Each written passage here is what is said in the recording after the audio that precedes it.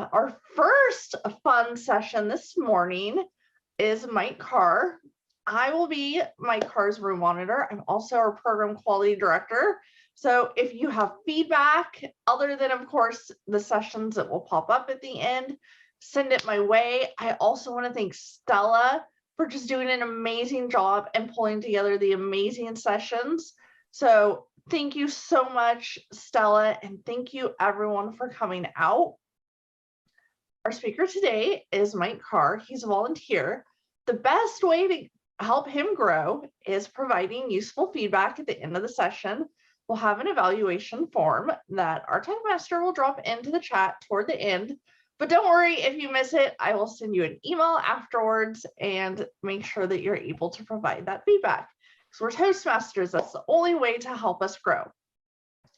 Please keep yourself on mute during the presentation, unless, of course, Mike has questions that he's asked us to answer. With that, let me introduce our speaker. Mike Carr first joined Toastmasters 25 years ago to help his communication stay on track, stay on time, and eliminate those lovely filler words. At the time, he had one wife, one kid, and a lot of stories. Today, Mike cannot count the ways that Toastmasters has helped him in his life and work, from his work in the US Senate to his role as a senior leader in multinational corporations, from starting several businesses to serving on nonprofit boards. The lessons Mike has learned in Toastmasters to achieve results. Today, he has thankfully only one wife, he has 8 kids, and of course, many more stories.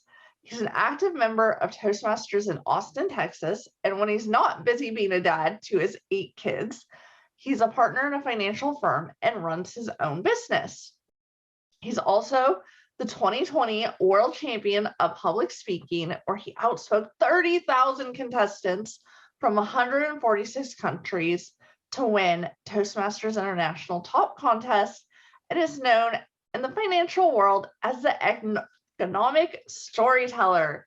So please give Mike a warm round of applause and a big Founders District welcome.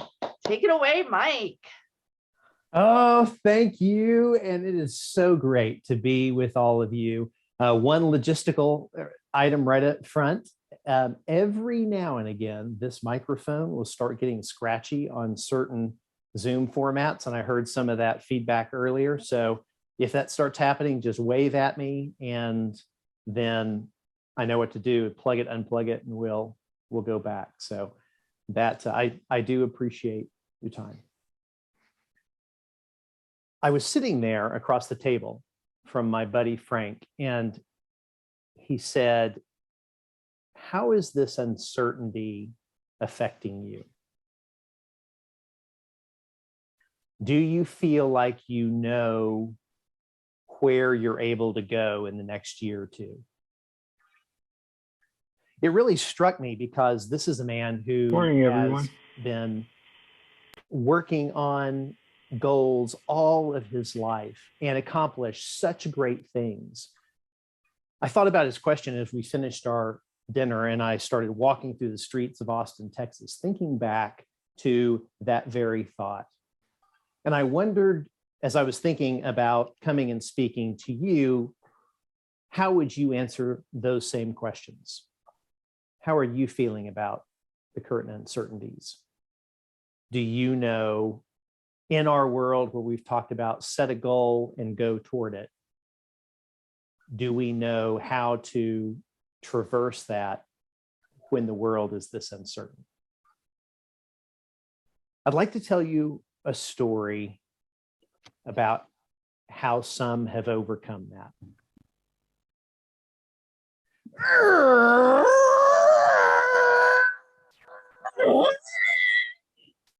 Fellow Toastmasters, that is how I began my semifinal speech in 2015. I had come to the semifinals for the second year in 3. I had won second in 2013 and really thought I had a good chance to go to the finals that year. I was the 10th speaker which is a great spot to be if you've ever been in a contest. And I thought I was hearing from a lot of credible voices that I had a speech that could take me to the finals. I gave my speech. Some people cried, people laughed, and then they started calling out the winners finally. Third place, it wasn't me. Second place, it wasn't me. I thought, I am going to the finals. They announced first place, and it wasn't me. I hadn't even placed. I talked to Jim Key afterward, got some feedback, had all these wonderful, well-meaning people rush me at the stage and say, oh, you were number one on my ballot. I just didn't know quite what to do. I had been in this contest for about 20 years at that point, and I had won districts. I had failed at every level, but it had gotten better and better. And the last time I was on the semifinal stage, I came in second to the guy who came in second in the finals. And now I hadn't even placed. I walked away from that 2015 semifinal thinking, okay, well, now what do I do? It was 2009. I was in New York City. I was sitting at a dinner with all of my peers in industry. We worked for the same global financial corporation. And as we sat there at dinner, I could tell everyone was miserable. I could tell by the way that everyone was laughing a little too hard. We were all drinking a little too much. We had been all called to New York for a global conference. We ran, each of us, certain parts of this global financial firm.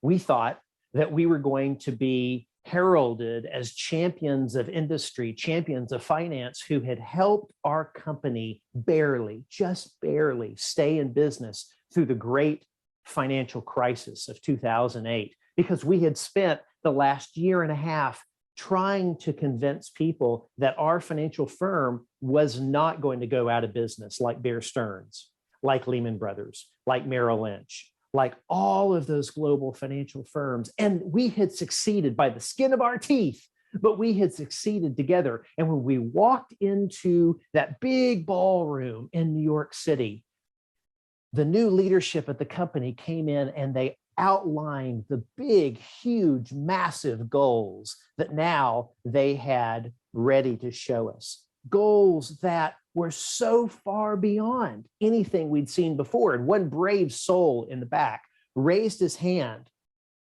And as he was asked to stand, he said, do you recognize that all of those big goals, our goals for this year, yes, they're big, hairy, audacious goals. They are more than double anything we've ever been able to do in a single year in our history.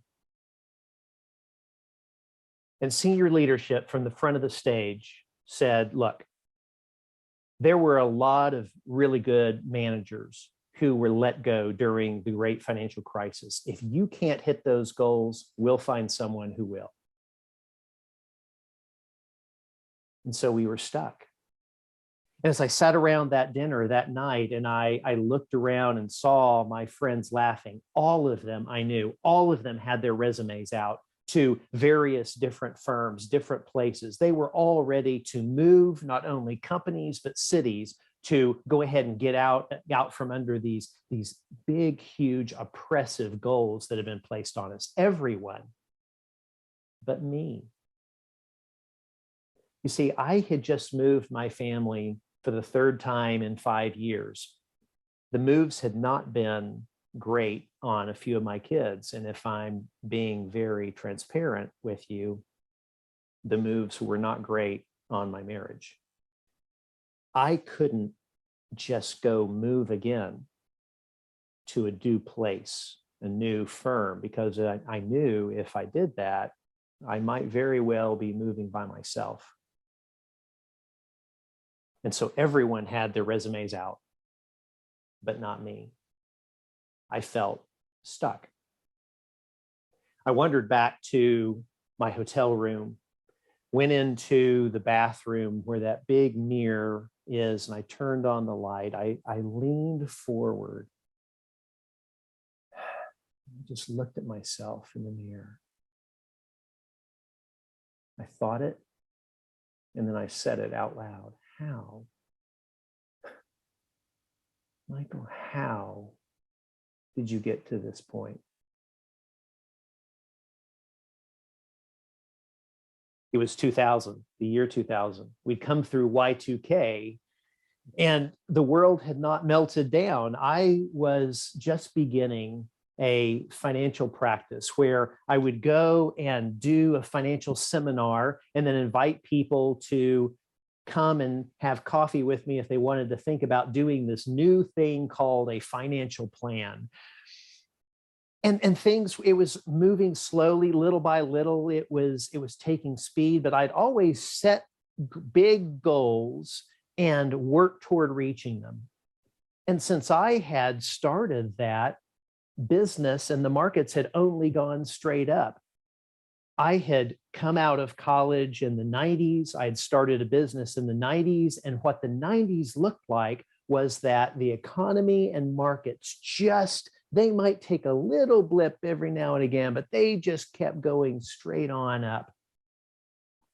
It was in 2000, and all of a sudden, all of those technology companies that were so expensive, everyone realized that they weren't going to make a whole lot of money in 2001, and the tech bubble burst. About that same time, a little company in Houston called Enron, well, they had decided that they were just going to put some funny numbers in their accounting. They weren't going to follow those silly accounting standards. Who needs those? We'll make guesstimates. And that blew up. And then Tyco was doing the same thing. And then WorldCom. And then planes flew into buildings in New York City, and the whole world felt like it was crumbling. Do you remember that, my friends?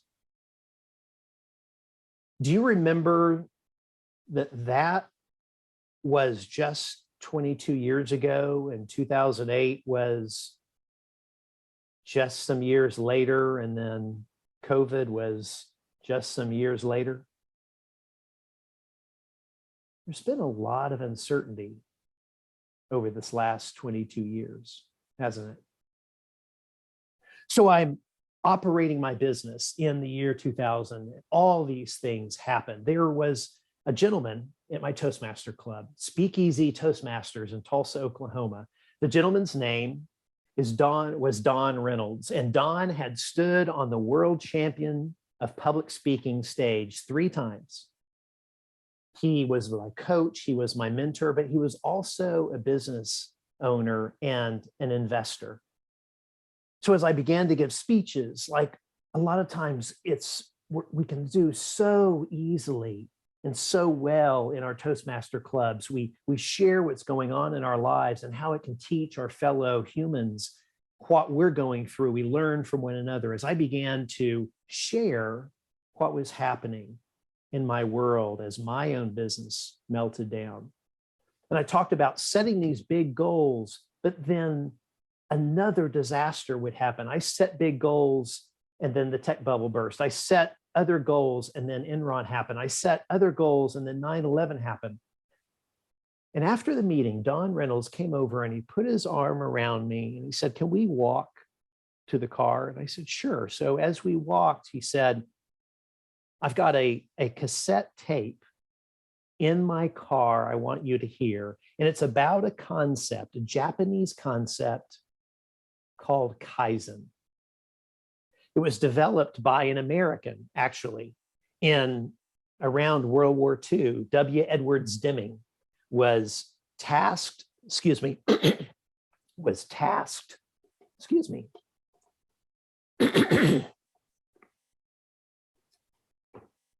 W. Edwards Deming was tasked by President Roosevelt to retrofit, to get the American war machine happening.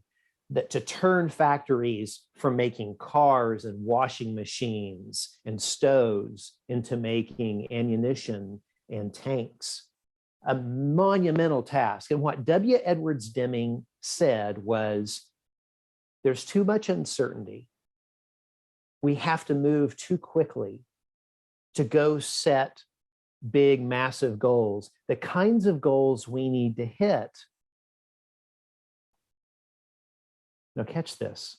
The kinds of goals we need to hit create immediately fear and distrust in humans. And so what we have to do is focus on very small steps, small, incremental, but constant improvement.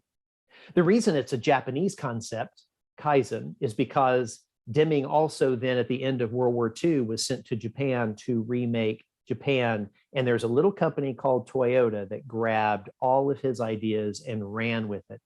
Small, incremental, constant improvement. So as I stood there in the parking lot where that Toastmaster meeting was, and Don Reynolds told me this as a business owner, as an investor, he handed me this cassette and he said something to me that I will never forget. He said, it doesn't matter if you can see a way to make it, and it doesn't matter if you know how you're going to get there. The small, constant, relentless move forward is all you need to get as far or as high as you want to go.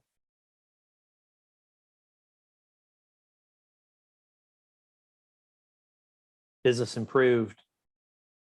I started into contests and Toastmasters. And I just looked at the very next step because I didn't know where the future could go. All I knew was there was a dream out there that we'd start moving forward.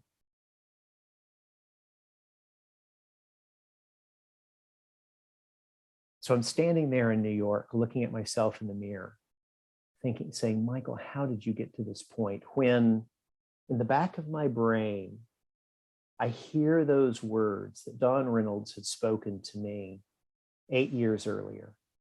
It doesn't matter if you see a way to get there, if you know how to get there. It is the relentless move forward that can take you as high or as far as you want to go.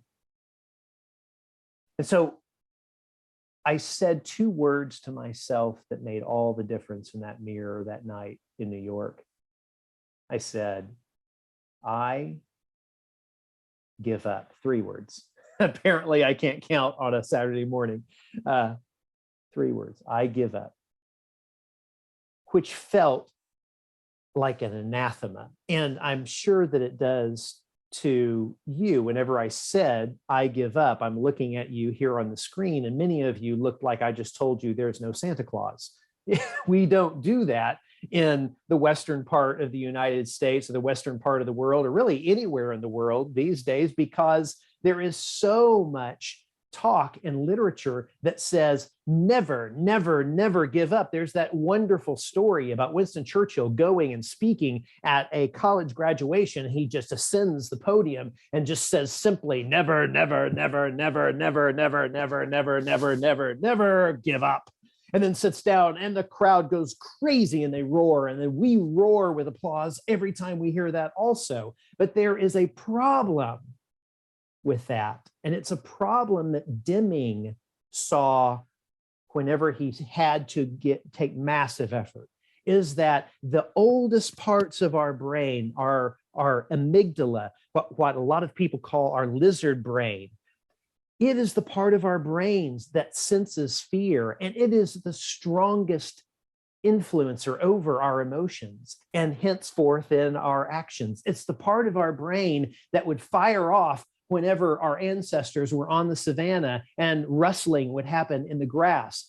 That piece of our brain has kept us as humans alive for so long, and it is so incredibly powerful, much more powerful than the newer, more creative, more optimistic parts of our brain. And so in order to be able to accomplish big things, first, we have to quiet. that amygdala. And by saying to myself, I give up on the big, massive, impossible goal, it quieted down that amygdala. And the next day I sat in these meetings with the same executives who had threatened us the day before. And instead we heard really interesting, creative information. We went back to our office and we just sat down with our leadership team and we just said, why is it that you originally came in this business? And I heard people not say because I wanted to make a lot of money, and not say because I wanted to be the CEO. They said, I want to help people send their kids to college. I want to help people retire and write that book that they really wanted to write. I want to help people take care of their parents and help their parents live out their lives in dignity. Those were the things that drove individuals into the business. And so we said, okay, here are these big, massive goals. Forget them. We're not even going to pay attention to them.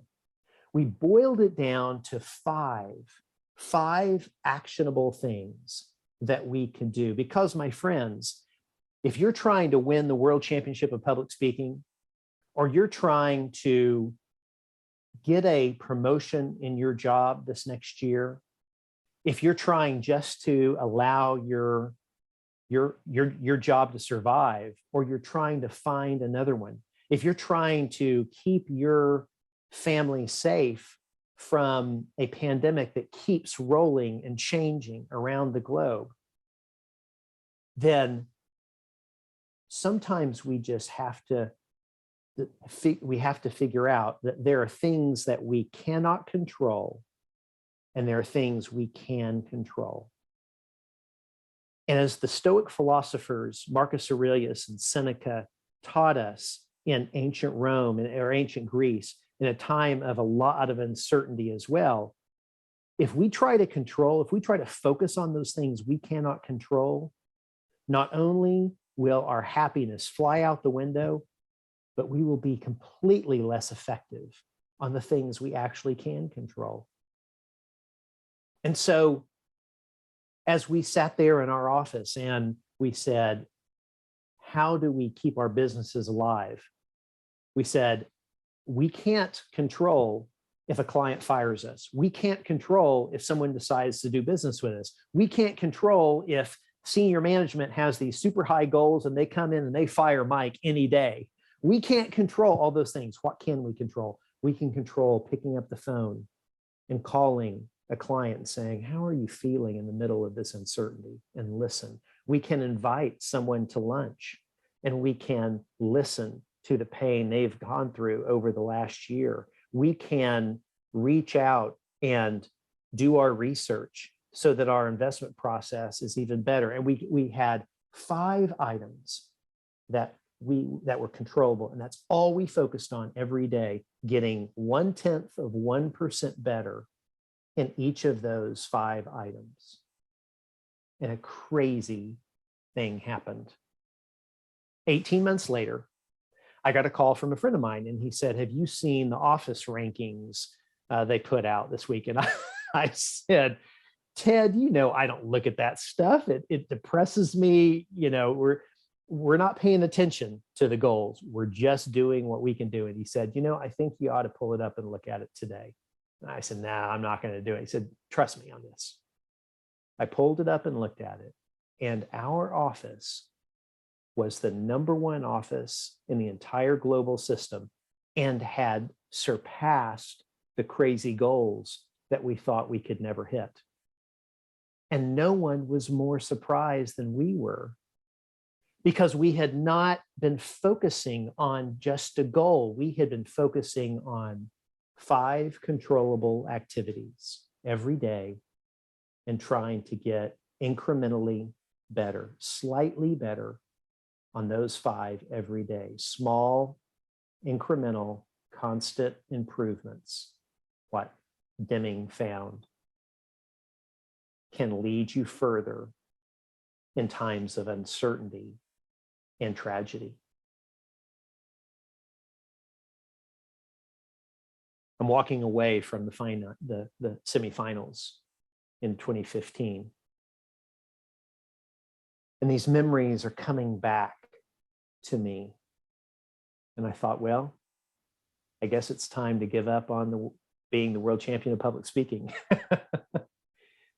I will probably never be the world champion of public speaking. So I sat with that for a few days. And I grieved that, quite honestly, because that had been a goal for about 20 years. But I let it go. I thought, and when I really stopped and thought about why I wanted to be the world champion of public speaking, at least part of it was my ego. I wanted to be able to have that on my wall or have the trophy. And I thought, that's probably not a very good reason to do about anything. So I let it go, and I grieved it, and I let it go. And then about a year later, there was a speech that a story I really fell in love with, a speech called Blue. And I wrote it out, and I wanted to give it to industry. I felt like it was a speech of resilience, and a speech that could really help people in the middle of difficult times be joyful. So I started working on it, and I remembered that it was during the contest that two things happened. One was that any speech I was working on always got better, because all of you wonderful folks would come to me at a division contest or a district contest or a semifinal and come in and say, if you would do this, you might do this and do this, and go, oh, that's a really good idea, and I wouldn't have thought of that. And then secondly, I never got to talk to as many people as I did in the contests. And I felt like if there was just one person that this message could make their life a little bit better, then that would be worth going into the contest. And so people would, came up to me again, and they said, okay, here, let me, I'm going to start calling you World Champion of Public Speaking 2016 or World Champion of Public Speaking 2017. And I said, no, I've done that before. Just help me make this speech the very best it can be. And they did. So then in the year 2000, I happened to give that speech at a club. And the people in the club cried, and they laughed, and they talked to me that they changed some things, and they gave great feedback. So we entered the contest with it. It started live. And then, as you know, it shifted over to virtual. And lo and behold, at the end of that contest, they announced my name as the World Champion of Public Speaking 2020. And no one was more surprised than I was, because that had not been the goal. The goal was to make that speech incrementally better every time I gave it, and especially every time I gave it to a new audience. As I prayed to the Creator, would you please talk through me and speak to the one person in this audience who needs to hear this speech? That's my prayer again today, is that one of you, this is going to make your life a little better. And shockingly, I won when I didn't have the big goal. I was talking to Stella yesterday, and she and I started talking about some of these things, about all the uncertainty that is happening in our world today. And there are so many of us, and so many of you, who have lost jobs or lost clients, or have been right-sized or downsized or short-sized, or there, we have some folks here with us, all of us, who are going through some tragedy, going through some struggle, going through some uncertainty. And my friends, I want to tell you that If it is hard right now to have confidence, that's okay. You're looking at someone who had no confidence going into the contest in 2000. If it's hard for you right now to be able to set meaningful goals or SMART goals, you know, the SMART acronym that we always hear about, if it's hard for you to set those, that's okay, my friend, because the history of my history in business has always been that thing, struggle and uncertainty. SMART goals and big, hairy, audacious goals, they do work. We know they work because we can see from a lot of people who write business books and come and speak to us, and Tony Robbins, for goodness sake, and lots of really great humans who have made this world a better place.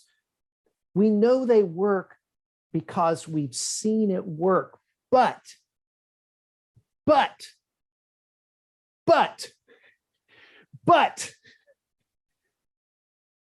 they don't work all the time. And they don't work for every personality. And this is what Stella and I were talking about, is that I happen to be one of those personality. If you look at the DISC exam, DISC, DISC personality exam, it's dominant, inspirer, steady, and conscientious. It's only the D dominant personality that always does well setting big, hairy, audacious goals and going after them. But here is an inconvenient secret about that reality, is the D personality type only makes up 3% of our population globally. 3%. Now, they also make up 50% of the leaders, because those D, you probably work for some, and I have worked for many as well. Those D dominant personalities, they will kick and scratch and punch and push down whoever they have to get to be the leader. All right. Now, I'm not kicking on D's out of turn. I'm half D. I'm a DI, so I do have some of that in me. So I know how that goes. But that's the crazy thing. D's get really jazzed by big, hairy, audacious goals. And that's why we talk about it a lot in Western civilization, is because our leaders, they talk about things that motivate them. But for the rest of us, the I's, the S's, and the C's, guess what motivates us? Slow, constant, incremental improvement, a little bit each day. The I's, it's more fun. The S's, it's more steady. The C's, conscientious. You're able to do better work, or that's the way C's view it. And so up to upwards of 97% of us, of you, may be more motivated, especially in tragedy, especially in uncertainty, by doing what Don Reynolds told me in the year 2000. It doesn't matter, he said. If you see a way to get there, or if you know how to get there, the slow, constant, relentless move forward is all you need to get as high or as far as you want to go. It's true in Toastmasters. It's true in investing. It's true in business. It's true in life. It's true for our health. And so, as we're coming to a close in our time, there are just a few suggestions, a few steps, a few tools I would suggest to you that I have found that I've been able to use to incrementally keep moving forward, to use Kaizen. And I've seen others do this recently as well. The first, and I'm going to give you my disclaimer, you've heard this everywhere, but I'm going to give you a little bit of a more pragmatic take on maybe how we can do it. The first is, my friends, when the world is swirling and the CDC changes their guidance to every 2 weeks, and 1 week we can all go out and get back on planes, and the next week we have to all quarantine and come back in. It is so vitally important for our own mental health and sanity to practice being radically present as often as we can. And you hear a lot of people say that. A lot of yoga teachers say that. A lot of individuals say, "Oh, you've got to be present." And I happened to say that on a social media. I posted that one day, and a wonderful guy just messaged me back, and he said, "That's great. How do I do that?"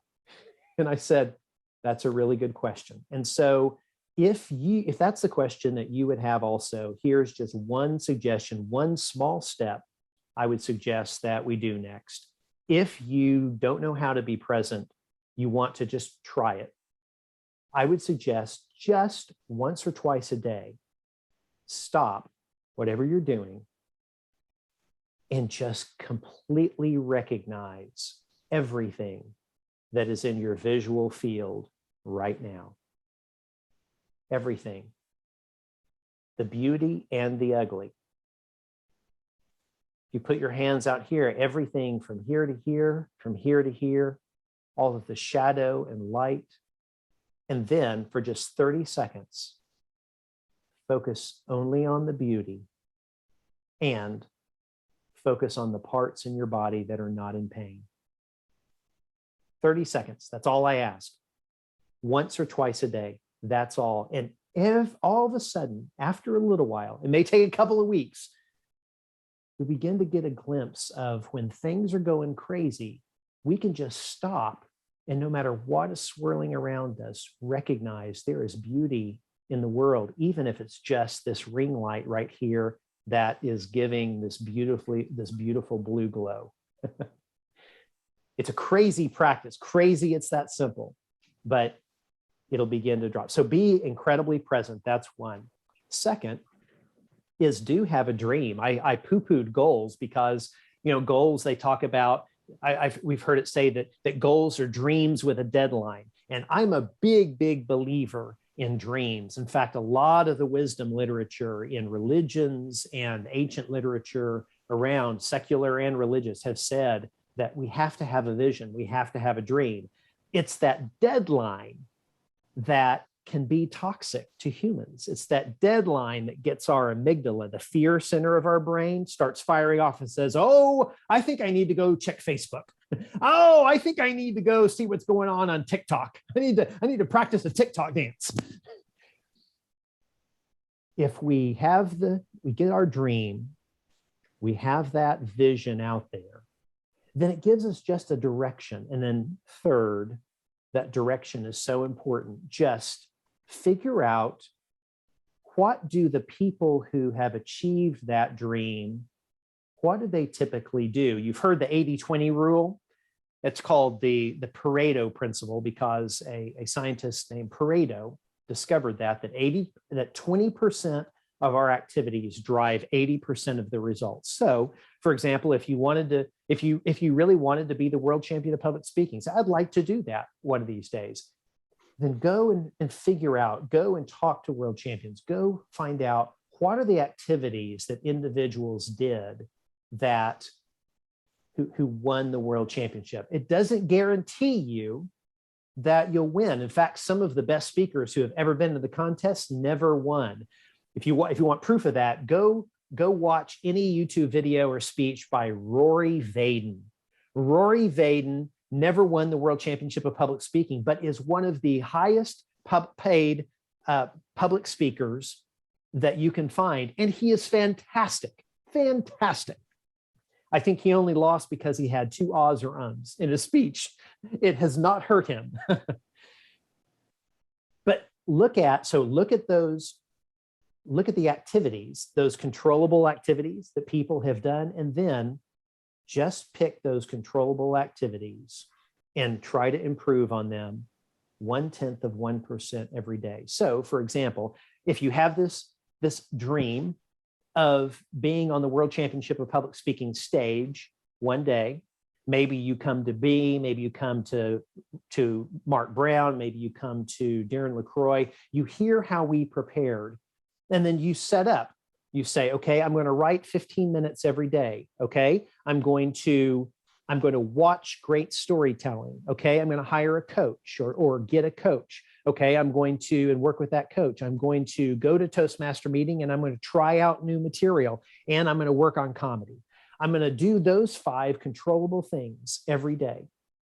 And you may not win the World Championship of Public Speaking, but you are going to be shocked and wonderfully surprised what a great speaker you become. And how many, more importantly, how many lives you affect for the positive. Those are the suggestions that I would give you. If your dream is to build a business, it's the same principle.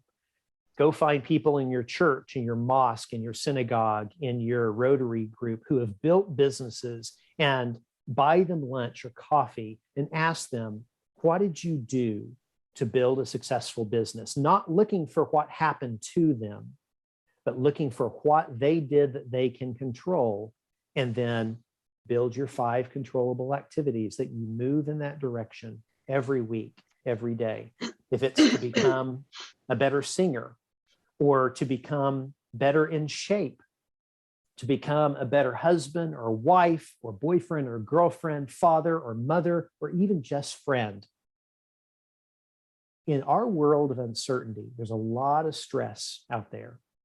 There is a lot that hurts us. And in fact, I'm spending all my time these days going to companies, to nonprofits, to government organizations, and talking about this very thing, about how I'm giving a sales kickoff next week and talking to sales individuals saying, you cannot put a gun to someone's head and make them buy. You can only ask. You can only follow up. You can only do the controllable activities. And I would say to you that if these stories, if you're part of an organization, a nonprofit, a government entity, or a business, and this message of how to make progress in the middle of uncertainty and tragedy could help you all do what you do better for the world this next year, I'll work it out with the budget. Just tell your people, have them bring me in, and I'd love to just help my fellow humans get that done. If you do that, I'm glad to sit down and have a complimentary 30-minute consultation with you on whatever you want, speaking or otherwise. But here's the real key point, and I'll end with this. It was only in those times of uncertainty that I let go of the striving and the big goal, that my amygdala could calm down and the creative centers of my brain could fire up. A lot of people give me a lot of very sweet comments about doing this in the World Championship, or starting down here, or sliding open a big metal door. How did you do that? How did you come up with that? My friend, I promise you, it was just letting the fear part of my brain settle, getting calm, being very present, and then being able to be creative and just play and experiment and try things. If you will do that in these uncertain times, you will be surprised how much further and farther you will be on the other end. So my only regrets in business was that in times of uncertainty, I let discouragement seep in and I stopped moving, because everything always cycles back around. If it is tough now, then sunny days are coming again, followed by tough days in the future, but we become resilient. And so I'll end with this, my friend. Please remember, please be taught by Don Reynolds the same way that I was. May his words bless you the way they've blessed me. You don't need to know how you're going to get there. You don't need to know a path to getting there. All you need is the slow, constant, relentless move forward, and that will get you as far or as high as you want to go. Thank you for inviting me today. Glad to answer any questions